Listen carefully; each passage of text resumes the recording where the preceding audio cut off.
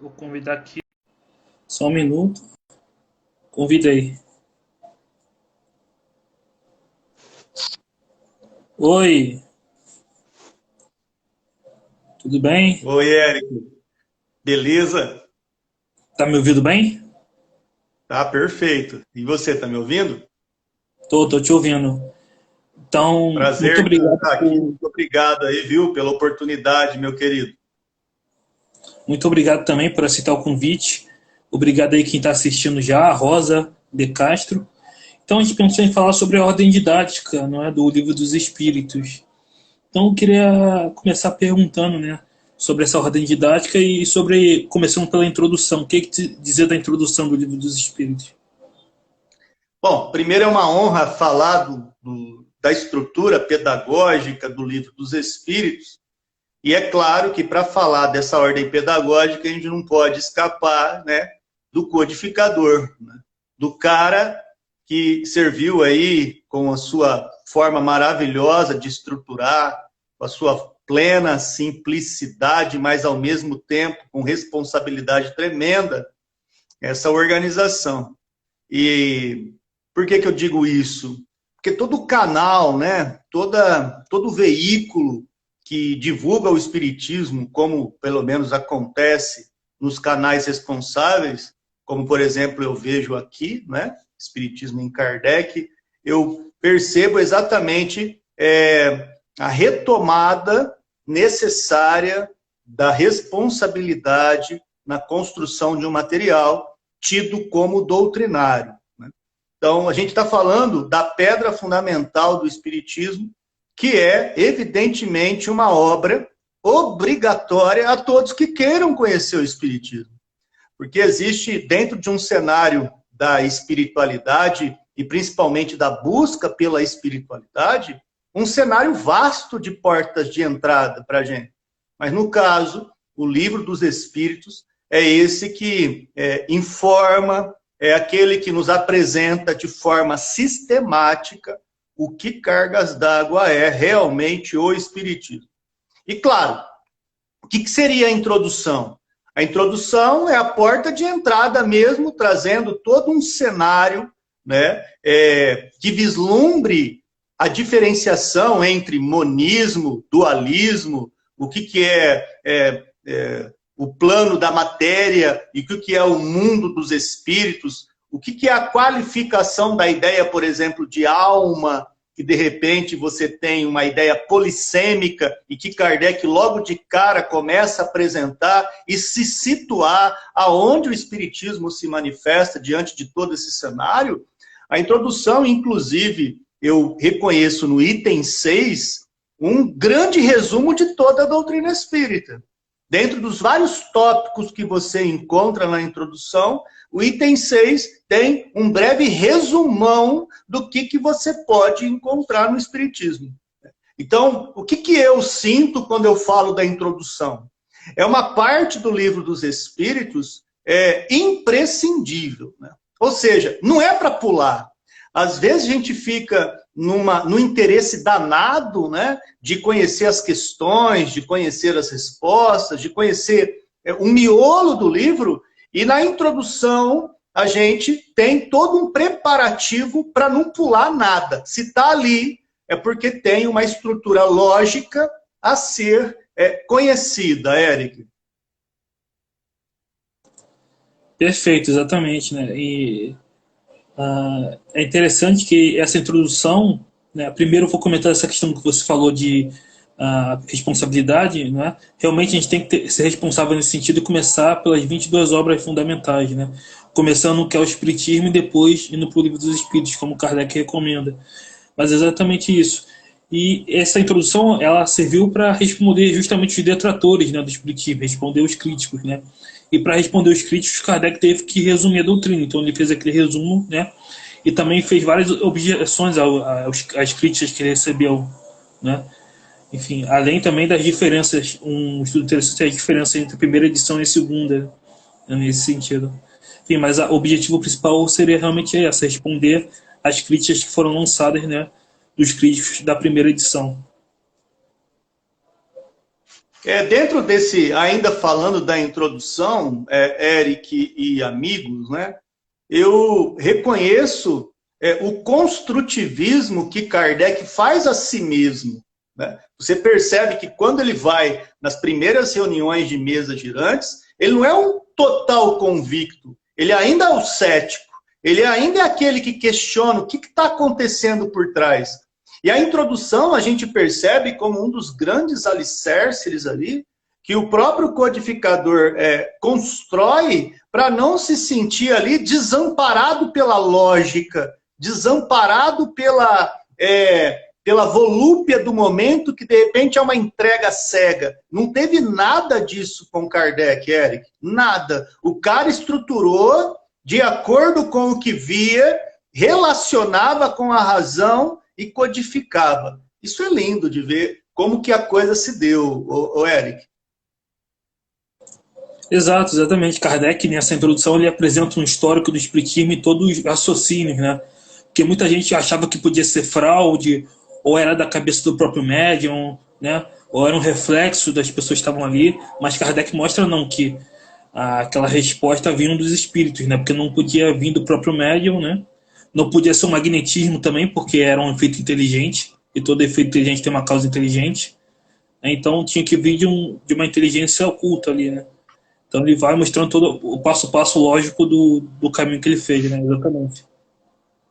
E uma coisa também que me chamou a atenção em toda a estruturação, não só do Livro dos Espíritos, mas como um grande compêndio estrutural no Espiritismo, Eric, claro, sem fugir do tema, que é falar da estrutura pedagógica do Livro dos Espíritos, é como que ele constrói toda a doutrina espírita através da dialética, né? Que é uma das grandes questões em filosofia, que é de perguntas e respostas. A gente não tem um prato pronto, a gente é provocado 24 horas por dia, ou todo momento do mergulho doutrinário, para que as descobertas venham diante das nossas próprias das nossas próprias propensões de compreensão oferecidas pelo codificador. E isso ao contrário da retórica pura e exclusiva que a gente vê em filosofia, de ter que engolir sem pensar.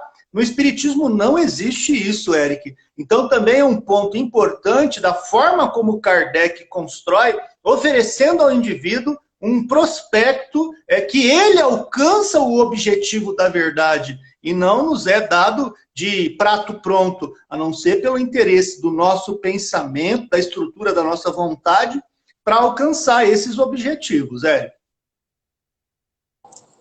Exatamente, exatamente. E é interessante também que lá na introdução, Kardec fala do método de estudo, né? Ele fala de que tem que haver um estudo regular, metódico, né, das obras, né? Muitas vezes os espíritas abrem a esmo, né, o Evangelho, por exemplo, uma página aleatória. Kardec falava da importância do estudo regular, metódico, né? Partindo no simples para o mais complexo. Então, até por ele ter uma formação de pedagogo, né? Ele tinha essa forma didática de passar, porque ele teve a educação com Pestalozzi, não é? Essa estrutura, como Kardec fundamenta e se desenvolve, vem antes do Espiritismo para ele. Mesmo como o professor Hippolyte Léon Denisard Rivail, ele já sabia muito, né, de todos os fatores praticamente das academias. Ainda mais com o suíço Pestalozzi, com métodos incríveis, da forma como educava, não é?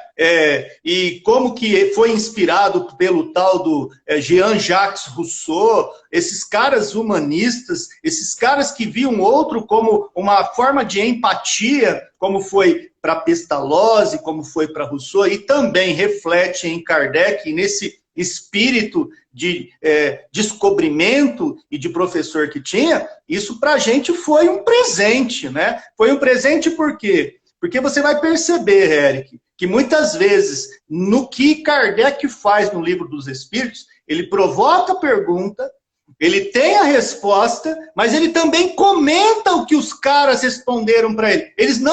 Kardec não nos deixa só diante de um cenário que talvez, sem esses comentários que são vitais para a gente, eu costumo dizer o seguinte nos meus grupos de estudo, né, sobre Kardec. tão importante quanto as respostas dos espíritos, Eric, estão as perguntas, está como perguntar, está como se posicionar sobre um determinado conteúdo. E isso Kardec faz como um grande maestro, viu, Eric? Exatamente, isso é um ponto importante, né? Porque, isso você falou, porque muita gente comenta assim, não, a doutrina é dos espíritos só, né? E na verdade eu acredito que é uma construção, foi uma construção conjunta, né? Dos espíritos e com Kardec, né? Então até se você estudar, comparar a primeira edição do Livro dos Espíritos com a segunda, você vê que às vezes se mistura isso, o que era comentário de Kardec, o que era pergunta. Então Kardec participou da obra também. A obra dos Espíritos e de Kardec nesse conjunto foram construídos, né? Como diz no capítulo 1 da Gênesis, né? Essa revelação em conjunto.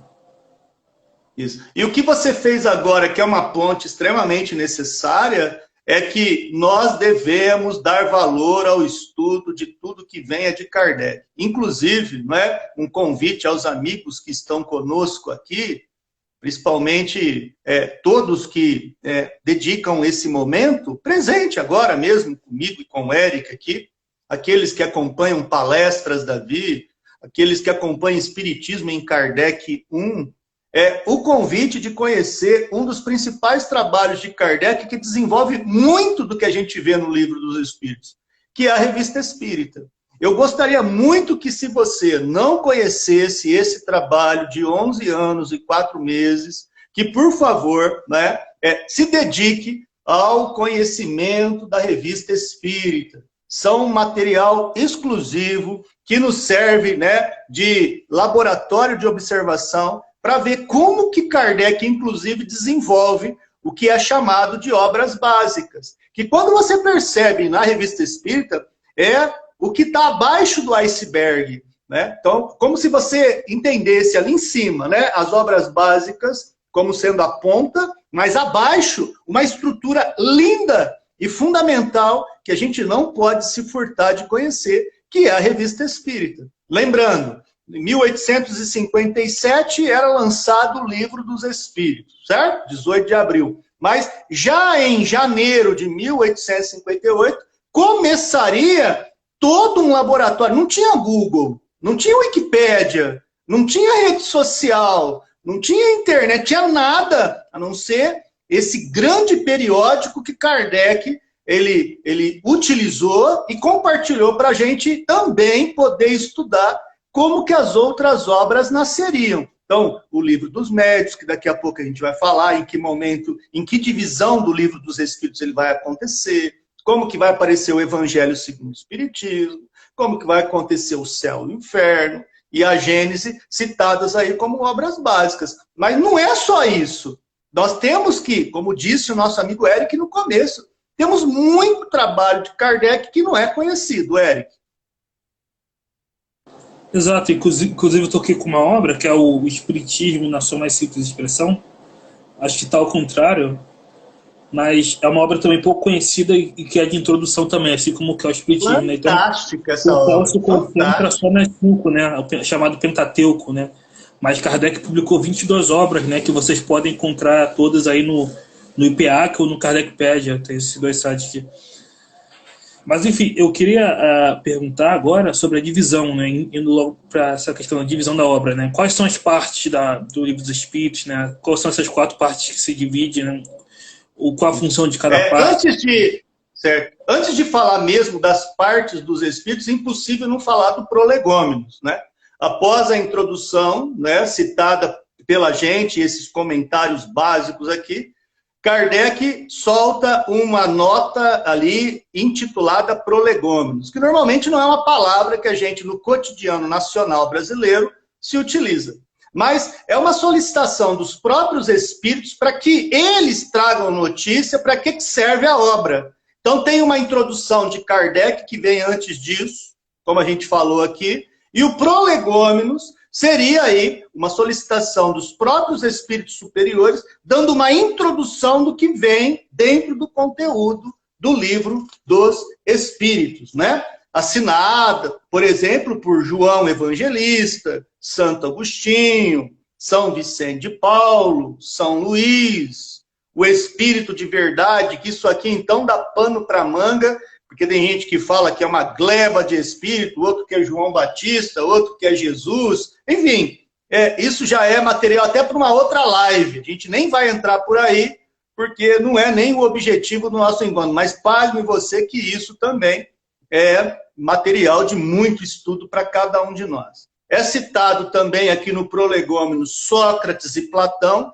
inclusive a gente percebe como que Allan Kardec gosta desses caras, inclusive eles vão aparecer logo na introdução lá do Evangelho como precursores do Espiritismo, em vários artigos também da Revista Espírita, nas introduções das obras, normalmente a filosofia platônica é resgatada, é assinado o Prolegômeno também por Fenelon, Frankl, Swedenborg, entre outros aí citados na nossa ideia do Prolegômenos. Pois bem, o Livro dos Espíritos que a gente está conversando aqui, meus caros amigos e amigas, é um livro que, na verdade, ele é 4 em 1. Né?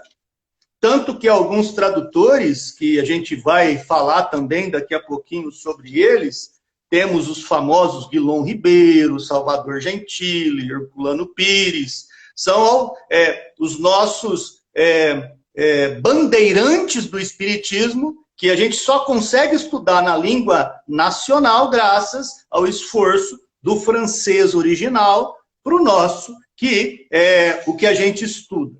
Então, o que eu gostaria de falar dessas partes sugeridas aí pelo nosso amigo Eric? A gente, então, tem 4 livros em um, que a gente vai encontrar tradutores que vão chamar de parte primeira, parte segunda, até a parte quarta, ou outros tradutores que vão chamar essas divisões de livro primeiro, livro segundo. Vai depender muito do tradutor. Portanto, Kardec, de maneira pedagógica, de maneira organizada, ele divide o Livro dos Espíritos, além da introdução, do Prolegômenos, e lá no final da conclusão, 4 partes. As 4 partes são das causas primárias, que a gente vai falar um pouquinho, né? Ver se dá tempo, já que quando a gente vai falar de um livro como esse, o Livro dos Espíritos, a coisa é muita coisa para ser falada, mas pelo menos a gente começa, né? E garante aí pelo menos uma pulga atrás da orelha para a gente estudar, para a gente mergulhar nesses assuntos que são curiosos, instigantes e necessários à nossa alma.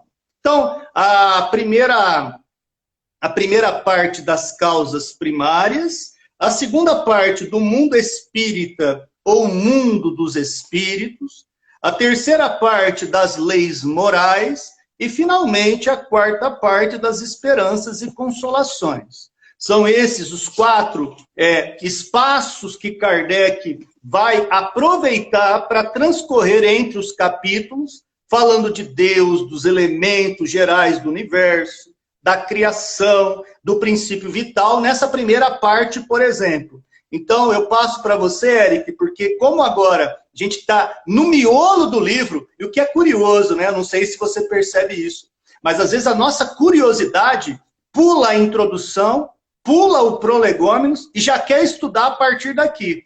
E recomendo eu, pelo menos no Palestras da Via, a gente sempre fala isso, de não pular coisa nenhuma, estudar na sequência apresentada, porque se está naquela sequência, a gente entende que tem uma lógica por trás.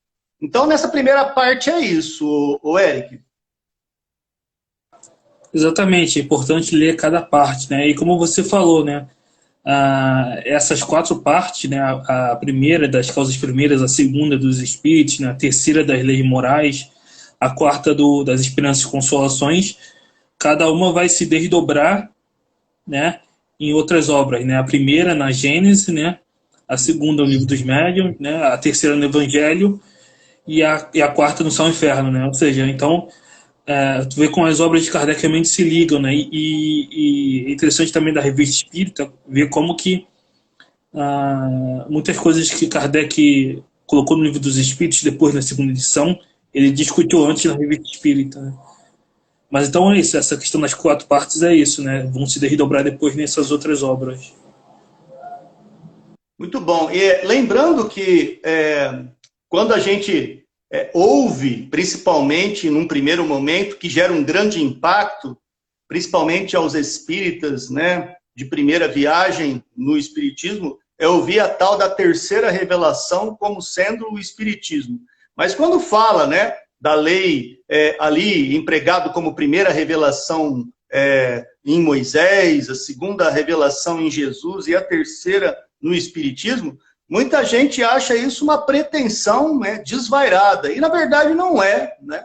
Na verdade, o que o Espiritismo vem fazer, e principalmente com o livro dos Espíritos, é tirar todo o véu que tenha de superstição, né, que tenha de dificuldade de perceber a ideia do Deus único, a ideia do mundo dos espíritos, a ideia da interferência positiva ou não dos espíritos em nossas vidas, e isso, com muita maestria, faz o livro dos Espíritos, Érico. Exatamente, ele vem realmente mostrar essas leis que regem, né, as relações do mundo físico e do mundo corporal, né?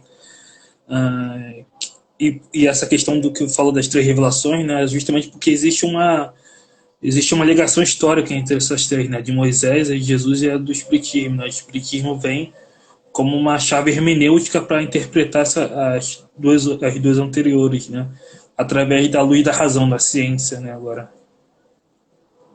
Excelente. Lembrando que Kardec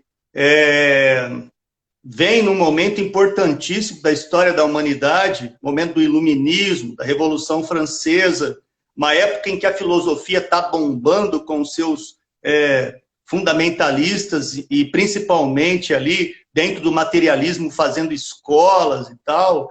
E Kardec é realmente um intelectual que ele garantiu dentro dos estudos e dentro de uma paciência danada estruturar isso aqui em muito pouco tempo. Se você avaliar do começo do que ele viu nas obras ali, da situação das mesas girantes, até o seu desencarne em 1869, né, a gente vai perceber um trabalho de no máximo 12 anos, Eric. 12 anos de entrega e de exclusivo mergulho sobre os assuntos da alma, Eric. Com certeza, Kardec teve um trabalho muito afinco, né, através do método do controle universal, de elaborar as obras, né, de passar tudo pelo crivo da razão e pelo controle universal, né, mostrando vários médiums, né, que não se conheciam entre si aquele método, né. Mas, enfim, sobre essa questão, então, das 4 partes, né, é interessante falar de cada uma, né. A primeira fala lá das causas primeiras, que serão os princípios gerais, né, Deus, a trindade universal, que fala lá, né, Deus, o espírito e matéria, né. Então, o Deus acima de tudo, né, e para Kardec, para os espíritos, então, tudo no universo seria ou espírito ou matéria, né. E haveria a matéria grosseira do nosso corpo e uma matéria mais sutil que ele fala, né, que é o fluido kármico universal. Então seria essa cosmologia espírita, né, como a visão. Em relação a essa primeira parte, uma curiosidade que sempre me ocorre, Eric, é o escapismo maduro que os próprios espíritos nos dão em relacionar as explicações que precisam ser dadas sobre o campo da matéria. Sobre matéria, e aí eles começam, fluido cósmico universal, o princípio de tudo que é derivado desse fluido cósmico universal, mas o que é mais curioso, né, e respeitando a limitação e a condição humana, é quando Kardec começa a questionar muito sobre o princípio espiritual. Como que é o princípio inteligente? E aí os espíritos falam, ó, não tem analogia, ainda não dá. Então, é muito legal ver a humildade de Kardec quando vê uma resposta desse tipo para um cara que não é qualquer um. É um poliglota, é um cara que sabe muito de biologia, né?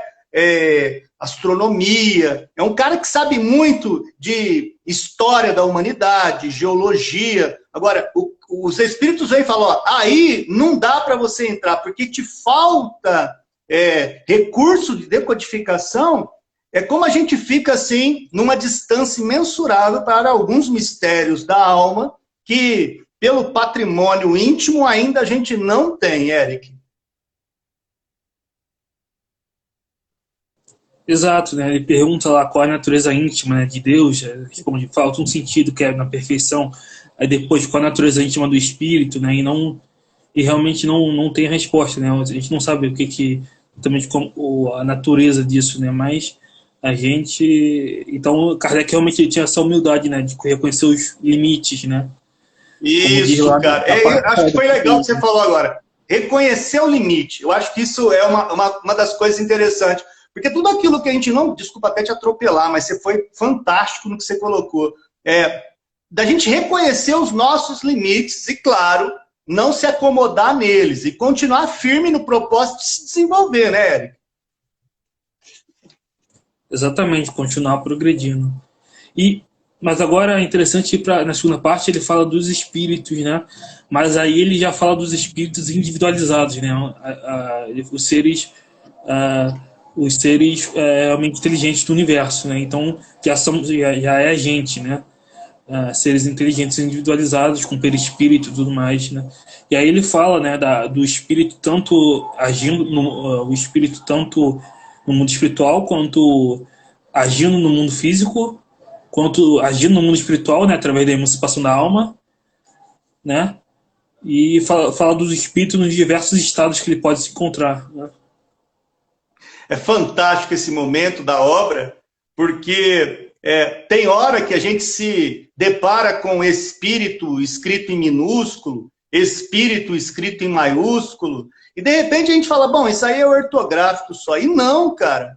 A partir do momento, né, eu fui perceber isso mergulhado nos estudos do ESD, o estudo sistematizado da doutrina espírita, que tem um caráter pedagógico até aí, né? Quando a gente começa a estudar os 3 reinos oferecidos numa parte em que, criado simples e ignorante, a gente ainda não tem o intelecto, não tem ainda a razão, não tem o nosso livre-arbítrio como a gente tem aqui, existe um cenário aonde a gente caminha até chegar aí. E aí, amigão, a coisa é muito linda, porque existe, naquilo que a gente vai percebendo da vida, um construtivismo em nós que nem nos damos conta. Basta você perceber, quem nos acompanha nessa live, não está sendo solicitado, mas o teu coração está batendo, o teu pulmão está funcionando, sinapses estão rolando à torto e à direito aí dentro. E como que isso se dá? Pois é, foram milhares de anos para que a coisa pudesse evoluir e você, quando reencarnasse diante de um cenário propício, tivesse condições de usufruir desse potencial que a tua alma se manifesta em um corpo que praticamente, claudicante e limitado, ele resplandece a sua inteligência. Então isso nessa parte segunda, explicada aí tão bem por Kardec e nos cutucado aí pelo Eric para falar, nos deixa muito feliz de saber que é um momento maravilhoso esse da gente perceber a vida que acontece em 2 instâncias diferentes. Então, é algo que, quando você termina essa parte segunda, que você vai estudando, você se depara com uma resposta linda que é assim, você tem uma vida só. E a partir dela, você vive nessa vida fora do corpo ou dentro do corpo. Fora e dentro.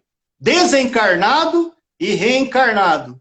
E aí você vai percebendo que dentro da escala do progresso, te é oferecido em cada movimento dessa alma uma capacitação aonde, do átomo ao anjo, a gente tem uma trilha enorme a ser oferecida para a gente desenvolver. E essa segunda parte fala exatamente das etapas dessas trilhas. E o que é mais legal, como que a gente se depara nessas trilhas com as vozes, a mediunidade, os médiums, o intercâmbio, e que, de verdade, o que chega no final de um item, como tão curioso que é essa parte segunda, é uma resposta linda que diz aos nossos corações, Eric, nós nunca estamos sozinhos, Eric.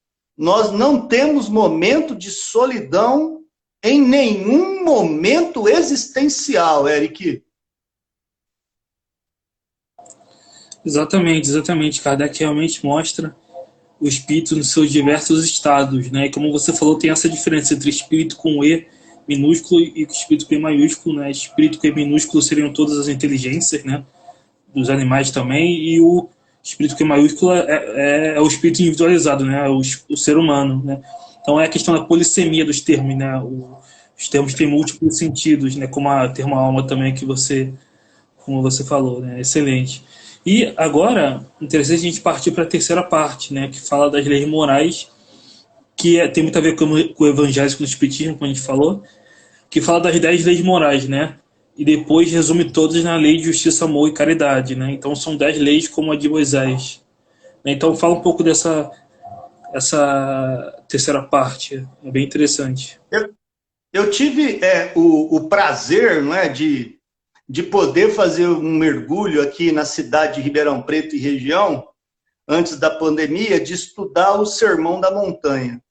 Sempre foi um texto que eu encontro ali no Novo Testamento que me encanta, trazido por Levi, né, ou Mateus, o mesmo pelo qual traz a prece do Pai Nosso, que a gente ora como espírita, católico, umbandista, ou qualquer um do universo cristão. A gente só tem acesso a essa prece graças ao registro dado por esse fulano, que foi um desses evangelistas que estiveram com Jesus. Inclusive, curiosamente, ele e João são dois que escrevem sobre Jesus, conhecendo de perto Jesus. Mas outros dois não. O caso de Mateus, só para registro histórico aqui, o caso de Mateus, que conheceu, e de João, que conheceu, não foi a mesma coisa ocorrida com Marcos e com Lucas. Esses não conheceram Jesus. Fizeram um trabalho muito próximo do que faz o IBGE, do que faz perguntas na rua, perguntas nas vilas, sobre o que conheciam do fulano de tal, né? Então é muito legal isso, mas é só a título de curiosidade. Por que eu falei do Sermão da Montanha? Porque boa parte desses 13 meses que eu estudei, cada uma das passagens em Centro Espírita, oferecendo uma leitura completa, eu me pautei único e exclusivamente nessa parte terceira, que fala das leis morais. Ou seja, as leis morais apresentadas no Livro dos Espíritos é como se fosse a ramificação do que é apresentado num dos textos mais fantásticos do cristianismo, que o próprio Gandhi diria que se a gente perdesse todos os textos e só sobrasse o Sermão da Montanha, a gente não teria perdido nada. Então, assim, para ver a grandiosidade dessa parte, né, de enxergar o próximo, de enxergar Deus, de dar o valor a Deus, de ver o que é adoração na conotação espírita, de fala da lei do trabalho, né? Normalmente a gente tem aquela ideia da aposentadoria, do happy hour, da licença-prêmio, e aqui os espíritos vêm nos trazer um cenário para pensar um pouco diferente do freio, porque no mundo dos espíritos sempre haverá trabalho. Mas, Davi, como é que fica a gente num corpo claudicante, que trabalha de segunda a sexta, que está cansado, que precisa descansar? Pois é, até para descansar existe um mecanismo de trabalho. Como que é esse descanso? Como que eu me programo para ele? Para que ele serve em mim? E tudo isso a gente vai aprendendo com essa parte terceira que fala da lei de reprodução, que tira o tabu do sexo, que oferece uma legitimidade à vida, que fala sem tabu de critérios de reprodução, da vida orgânica, dessa percepção da vida acontecendo aqui e agora, mas sem a ideia de pecado, sem a ideia de posse. E, nossa, assim avança, oferecendo a lei da conservação, a lei da destruição, tudo isso que a gente vai percebendo, aonde vai desaguar. Olha a maneira metódica, né, nas entranhas da obra, na sociedade, a lei da sociedade, essa lei tão importante da gente aprender a conviver com respeito, com gratidão, com empatia, com justiça, e assim avança. Porque, tendo uma sociedade bem estruturada, desaguaremos aonde? Numa lei do progresso. na lei, que aqui está aqui, ó, lei do Brasil. Então, é sistematicamente montado para chegar na lei da igualdade, lei da liberdade, justiça, amor e caridade, até chegar onde, Davi, termina tudo isso aí? Na perfeição moral. Numa espécie daquilo que estudamos na parte terceira, lá no capítulo 3 do Evangelho. Num tipo de mundo chamado perfeito, onde nós, construindo os nossos próprios passos, alcançaremos sem milagre, mas por merecimento, os passos dados nesse momento aqui estudado e alcançado das leis morais. Eric. Excelente. E interessante que nesse capítulo, nessa terceira parte que a gente está estudando no Livro dos Espíritos, fala do autoconhecimento, né? Um princípio muito importante, né? Kardec pergunta como a gente se conhece. Aí fala lá, um sábio da antiguidade, né, que é o Sócrates, te responderia: conhece-te a ti mesmo, né? Então, pelo autoconhecimento, o espírito pode se corrigir, né? E aplicando aquele conselho do Santo Agostinho, né? De toda noite passar em revista o dia, vendo o que fez de bom e fez de mal, né? E avaliando, né? Então, esses conselhos é para o nosso realmente progresso moral, né? Excelente. E agora a última parte do Livro dos Espíritos é a quarta parte, né? Que fala das esperanças e consolações, né? Que fala das consequências da aplicação dessa moral no mundo dos espíritos, né? Se a gente seguir essa moral, vai ter um estado bom. Se a gente não seguir, vai ter um estado mal no mundo dos espíritos. Então, essa quarta parte fala das consequências, por isso que fala das esperanças e consolações, né? Quais consequências vamos ter no mundo dos espíritos, né? E por isso que essa obra depois se desdobra no Céu e Inferno, né? Porque no Céu e Inferno, Kardec mostra vários exemplos, né? Da situação no mundo espiritual e tal. Então, enfim, falar um pouco dessa quarta parte também. Durante 2 anos, lá no Palestras Davi, que é o nosso perfil aqui oficial no Instagram, nós estudamos na íntegra essa obra, O Céu e o Inferno. Dividida em 2 partes, é uma obra incrível, particularmente é o livro que eu mais gosto de estudar das obras básicas, eu, Davi, tem um grau de proximidade com o livro, principalmente no aspecto filosófico que me encanta, e tirando aqui um texto que eu acho maravilhoso e muito contemporâneo dessa obra, nessa primeira parte, o texto se chama A Carne é Fraca. Cara, é um texto extremamente moderno, né? E acredito que será durante um bom tempo essa história da carne é fraca. Mas o livro é dividido em 2 partes. Uma primeira parte, Kardec dá uma aula incrível, falando de Deus, de anjo, de demônios, de campos elíseos, de Tártaro, desse céu e inferno pagão, mas realmente é nessa segunda parte da obra que se encaixa isso que o Eric está colocando para a gente, que como se fosse uma montanha russa, Kardec começa do alto, falando de espíritos felizes, espíritos depurados, espíritos sem perturbação, mas depois ele vai oferecendo níveis inferiores de espíritos que vão se encontrar no mundo espiritual tendo um tido perfil psicológico, uma certa atitude, um certo comportamento que deságua na lei de ação e reação, o porquê que ele enfrenta aquele quadro que muitas vezes, descendo ali pelos últimos capítulos expiatórios que a gente vai estudando, não são nada agradáveis. Mas eu acredito muito que nesse estudo do livro O Céu e o Inferno, a gente faça também um exercício de autoanálise, né? A gente muitas vezes se vê na história ali pelo comportamento que temos em dado momento da história. Ou seja, você vai se deparar... O que será que acontece com o sensualista no mundo espiritual? Pois é, você vai ter trechos da história que falam coisas do tipo do sensualista, do homicida, do suicida. Enfim, você começará a fazer um exercício de estudo comportamental e as consequências desse comportamento no mundo espiritual. Mas o que deixa muito legal assim para cada um dos nossos corações, quando a gente acaba de estudar o livro Céu e Inferno, e eu prometo que é o único spoiler que eu vou dar aqui no nosso estudo, junto do nosso amigo e junto de vocês, é que céu e inferno definitivamente não é um lugar, mas um estado de consciência.